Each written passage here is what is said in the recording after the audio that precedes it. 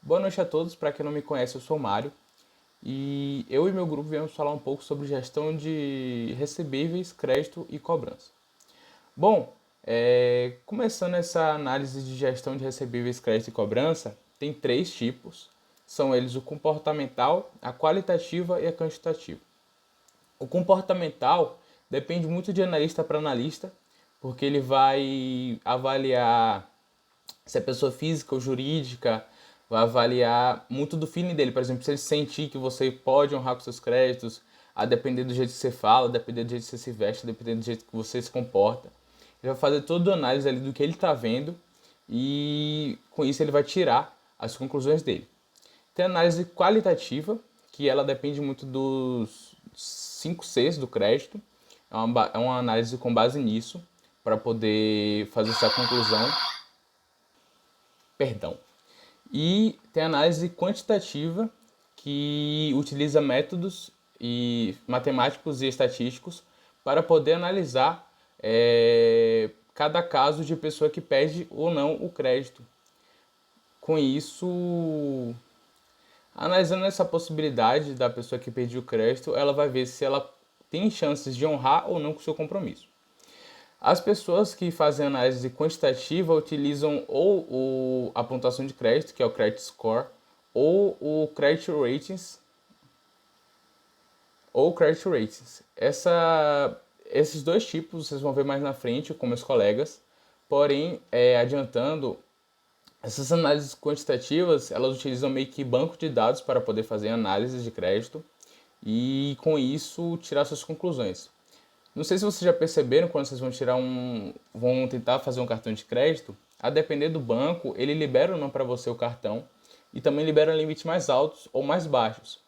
Todos esses bancos utilizam praticamente os bancos de dados iguais que oferecem a eles no mercado, só que cada um tem seu jeito de análise. Então, é possível que em uma provedora de crédito você consiga um limite maior, um limite menor, ou chances melhores de taxas e etc. Vai depender muito da análise quantitativa que o estabelecimento faz, utilizando seus próprios métodos. Eu me chamo Vitória e vou falar um pouco sobre Credit Score. A pontuação de crédito é uma medição feita por bancos e instituições bancárias para analisar o histórico e avaliar o perfil da pessoa que está solicitando, do consumidor que vai solicitar o crédito. Então, no momento da análise, é verificado idade, estado civil, endereço, profissão, a renda. É verificado também se nos últimos anos houve protestos, cheques sem fundo, ações judiciais. Então, é verificado um histórico detalhado para ver se essa pessoa é um bom pagador ou se ela tem indícios de que vai pegar o crédito e não conseguir pagar. Geralmente, é avaliado o score entre 0 e 1000. Então, quanto mais alto a pessoa tiver, mais chances e melhores são as condições de pagamento. As vantagens da pontuação de crédito para as instituições é porque permite segurança, né? E também a definição de melhores preços e melhores condições de pagamento. É importante falar também que o SPC e o Serasa, ele apenas mostra ali, com base no que já foi informado, né? Tipo assim, alguém está devendo o cartão de crédito, então colocou a restrição ali. Então o SPC e o Serasa mostra o credit score de acordo com o que foi passado para eles. Mas cada instituição tem a sua modelagem. Então, nem sempre elas vão seguir o que está ali. Cada uma tem a sua modelagem para análise e aprovação ou não dos créditos que são solicitados. Olá, vou falar um pouco sobre os modelos de pontuação utilizados pelas financeiras. A primeira delas é a modelagem de risco, que determina os limites de exposição nos diferentes produtos e acompanha a inadimplência e a rentabilidade deles, visando estabelecer o risco que cada cliente representa para o negócio. Depois é a determinação das variáveis relevantes ao processo de crédito. que consiste na análise das variáveis do 5C e dados históricos, onde os 5C do crédito são análises feitas pelas empresas especialistas para traçar um perfil do cliente ideal. A partir dessas características, elas seguem o direcionamento para aprovação ou não do crédito desejado. O primeiro C é a capacidade. Como o próprio nome já diz, ele se refere à capacidade que o cliente possui para a efetivação do pagamento do crédito solicitado, como a idade da empresa, o fluxo de caixa do solicitante, o perfil dos sócios, a experiência no setor de atuação da empresa, o potencial pagamento, entre outros. O segundo C é o colateral. O C de colateral também é conhecido como as garantias que a empresa solicitante oferece para pagamento do crédito. Essa garantia pode ser imóveis, móveis, contas a receber, estoque, tudo aquilo que possa cobrir o valor negociado, caso necessário. O terceiro C é o caráter.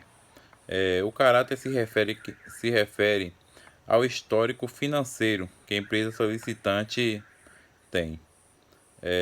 Ou seja, é feita uma varredura em transações anteriores da empresa e analisando se está cumprindo corretamente com os prazos de pagamento e quitou toda a sua dívida no tempo estipulado.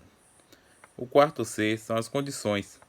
Este quesito se refere ao atual momento da empresa solicitante. Essa etapa tem o objetivo de entender a real situação dos empreendimentos e o momento financeiro da empresa, suas perspectivas e se a organização está em crescimento, estagnação ou declínio. O quinto C é o capital. O capital de uma empresa é facilmente entendido no mundo empresarial como patrimônio líquido de uma organização e seus sócios. Esse quesito mede toda a capacidade de investimento do solicitante, não incluindo o crédito desejado. Tudo isso adicionado ao histórico da empresa. Outro modelo é a atribuição de notas de desempenho e pesos para cada variável.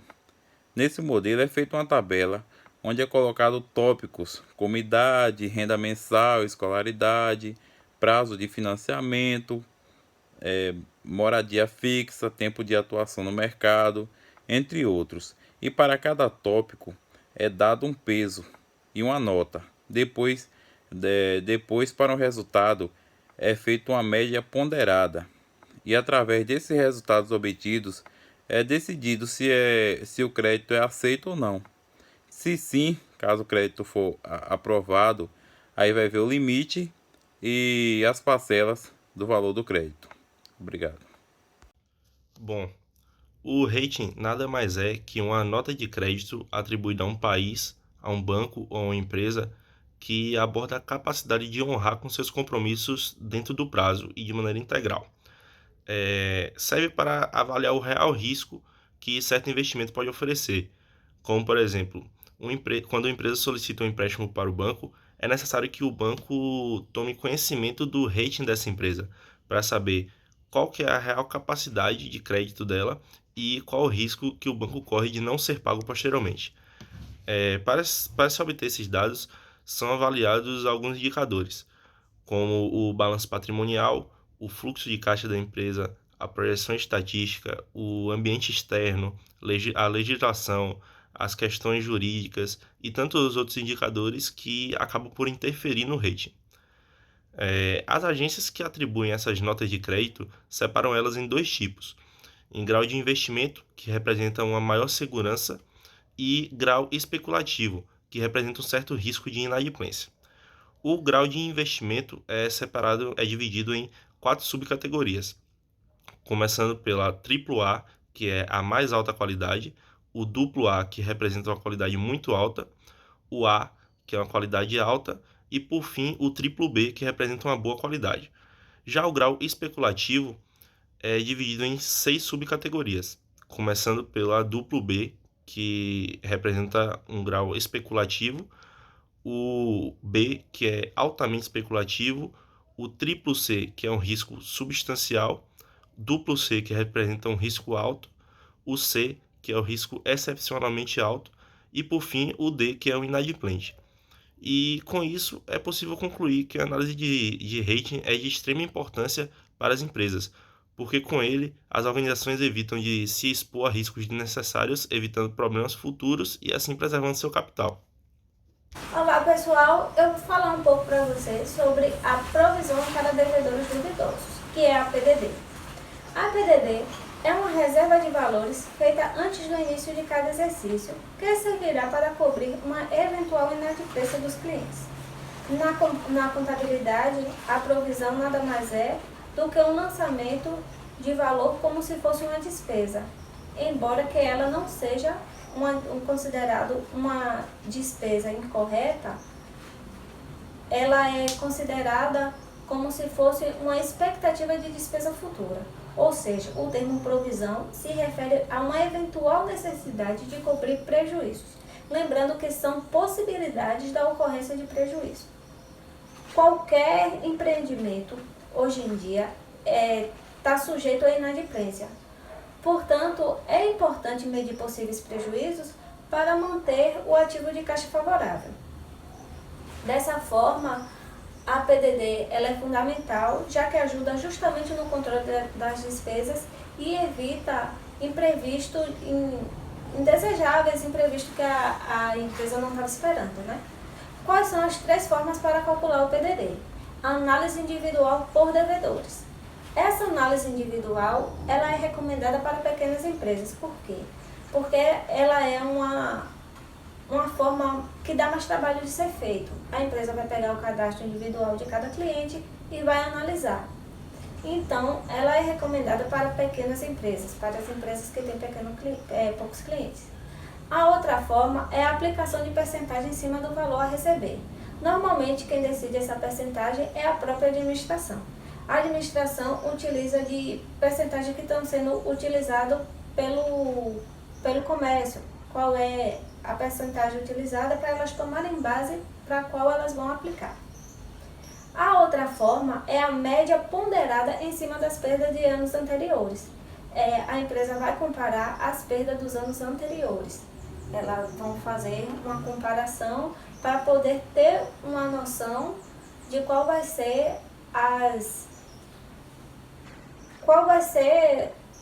a previsão delas de inadimplência. Para obter uma estimativa da PDD, é necessário o trabalho em conjunto de profissionais na área de cobranças, de vendas e pessoas que estão tendo contato direto com os clientes, pois o cálculo da PDD ela é baseada em previsões de pagamento. Então, precisa estar sempre tendo contato com a empresa para ter uma previsão de quando a empresa vai poder quitar suas dívidas. Bom, eu vou falar sobre provisões. O que são provisões? São expectativas, ou seja, a gente não tem certeza de que elas ocorrerão no futuro. A partir do momento que são chamadas de obrigações ou perdas de ativos, as mesmas não podem ser consideradas como provisões. Mas qual o seu objetivo? O objetivo é cobrir custos ou despesas cuja possibilidade de ocorrência seja grande. Isso quer dizer que as provisões dizem respeito ao lançamento de valores como se fossem despesas. Dentro das provisões existe a PDD, que é o termo que abrevia a sigla Provisão de Devedores. É uma provisão de valores que prepara a empresa contra a inadimplência. Essa provisão ela deve ser lançada antes do início de cada exercício contábil. Para que seja estimada a PDD, é necessária a junção de profissionais que tenham contato direto com os clientes. Ao falar de PDD, a gente lembra de um termo que classifica melhor contabilmente falando, que é o PSLD, que é a sigla que abrevia Perdas Estimadas em Créditos de Liquidação Duvidosa. O PDD ele sofreu algumas alterações relevantes e passou a ser caracterizado como PSLD. Isso ocorreu porque o PDD, que era uma conta do passivo, se tornou uma conta retificadora do ativo. O PSLD é uma conta representativa, que pode ser considerada uma fonte de proteção contra riscos de crédito, que é um fator inerente às atividades de financiamento. Bom, eu vou falar um pouquinho sobre a política de cobrança e recuperação de crédito. A política de cobrança é um conjunto de procedimentos adotados para cobrar contas a receber quando elas vencem. As empresas normalmente utilizam cheque, boleto bancário, nota promissória, duplicata, como forma de recebimento do que foi vendido. Mas para que a política de cobrança seja eficiente, é necessário que ela esteja alinhada com a política de crédito. Por quê? Porque se há uma dúvida sobre o recebimento daquele crédito, é aconselhável que não seja liberado. Existem alguns tipos de pagamento. O pagamento antecipado, que é quando o devedor paga antes da data. Algumas empresas normalmente dão desconto para esses tipos de pagamento. O pagamento pontual, que é na data certa mesmo de vencimento. O pagamento com atraso, que é quando já começa a ter juros naquela dívida. O pagamento com renegociação, que é quando passa muito tempo depois do prazo e o devedor vai entrar em contato com a empresa e tentar negociar aquela dívida, parcelar e amenizar os juros. E existe também o não pagamento. Existem também os grupos de clientes. Como assim? Os adimplentes, que são aqueles que pagam em dias, os inadimplentes, que é aqueles que deixam a conta vencer e pagam depois do prazo, e os insolventes, que são aqueles que têm uma dívida superior ao que recebem. E sobre a recuperação de créditos vencidos, existem algumas formas de cobrança: a cobrança amigável, a cobrança extrajudicial e a cobrança judicial. A cobrança amigável funciona da seguinte forma: a empresa vai ligar para o cliente e vai tentar, de forma educada e cordial, uma negociação e quitação daquela dívida, e ambos ganham. A negociação extrajudicial, a empresa vai ligar, vai mandar SMS, vai mandar e-mail e até mesmo um comunicado de registro de débito para tentar que aquele devedor pague sua dívida. Se ainda assim eles não pagarem, vai partir então para a cobrança judicial, que não é bom para nenhuma das partes, mas na cobrança judicial já não vai ser mais a empresa que vai cobrar aquela dívida para o devedor, e sim a justiça. Boa noite, eu vou falar sobre as relações entre perdas com inadimplência e as despesas com cobrança. A inadimplência é a falta de pagamento decorrente de uma compra de produtos ou serviços prestado. É importante mencionar que, em muitos casos, o que gera esse problema é o fator alheio à vontade de comprador.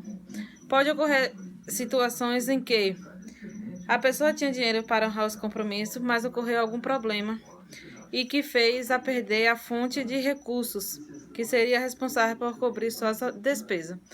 Por outro lado também, existem aqueles que adquirem produtos ou serviços conscientes de que não poderão suficientes quitar com as obrigações quando ela vencer. Independentemente do que motivou a inadimplência, a empresa tem o direito e precisa receber pelas suas vendas. Afinal, o custo já foi gerado, em processo de venda já ocorreu e, na maioria dos casos, foi pago pela empresa. Sendo assim, quando ocorre a inadimplência, o negócio fica um rombo em seu caixa.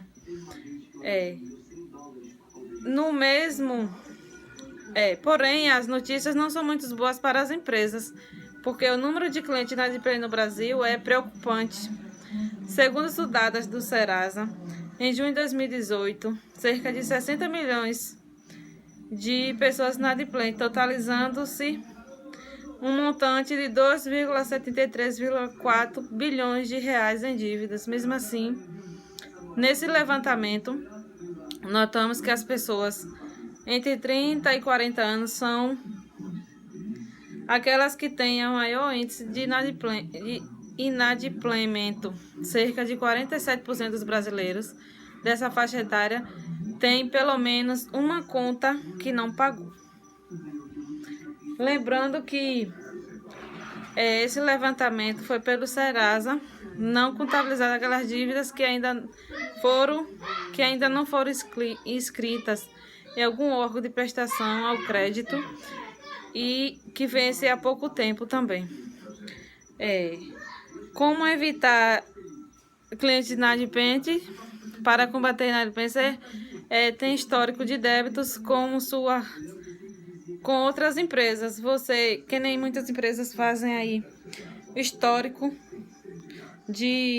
dos clientes. Olha a relação de histórico, tipo para comprar mesmo, para fazer cartão de crédito, é analisado o score, o número de score, para poder estar liberando, para que evite futuramente um inadimplente no mercado, uma pessoa inadimplente que gera as despesas no fator de cobranças, que também é uma despesa para a empresa, que deve ser cobrada pela pessoa que está devendo. As formas de pagamento devem ser adequadas também para não sair no prejuízo, para receber as dívidas passadas ou que estão sendo cobradas no setor de cobrança, que foram geradas com as pessoas inadimplentes, que cobrança perde bastante,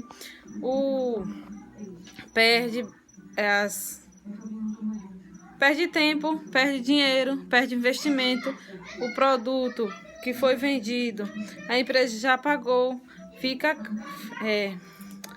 fica muito difícil receber esses valores que foram pagos, que foram vendidos, ou então que foi adquirido o produto ou serviço, que com o decorrer do tempo vai perdendo o valor. E as cobranças têm a finalidade importantíssima, que é a possibilidade de geração de relatórios, que podem carregar todas as informações necessárias que o gestor precisa ter para poder tornar alguma decisão para a cobrança de clientes inadimplentes, que elabora um planejamento com mais detalhe, podendo obter informações cruciais para a sua organização. Clientes que já efetuaram depósito ou pagamento do boleto, consumidores que não cumpriram com o acordo, total de compradores inadimplentes, data de vencimento dos títulos. Isso tudo varia de acordo com a empresa para poder estar efetuando as cobranças de pessoas inadimplentes. Não é uma tarefa simples. Entretanto, seguindo as dicas e utilizando as ferramentas que mencionam, vai conseguir receber as dívidas